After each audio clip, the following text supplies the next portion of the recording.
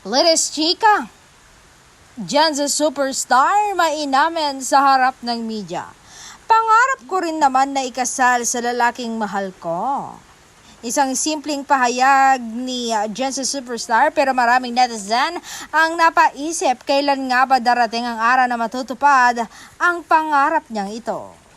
Sa isang panayam na inulat ng isang showbiz insider, naging open itong si Jen sa superstar tungkol sa kanyang pananaw sa pag-ibig at kasal. Aminado siyang pangarap ninyang maranasan ang pagpapakasal sa lalaking mahal niya.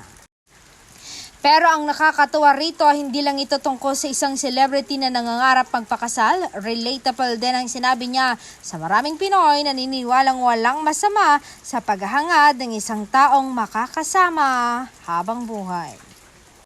Sa panahon ngayon na maraming celebrity relationship ang napapansin at pinag-uusapan online, nakakuha talaga ng atensyon kapag isang public figure mismo ang nag-open up tungkol sa kanyang personal na pangarap sa buhay. At dito nagiging interesting ang tanong kung dumating na ang tamang tao, ready na kaya siya na lumagay sa tahimik at magpakasal?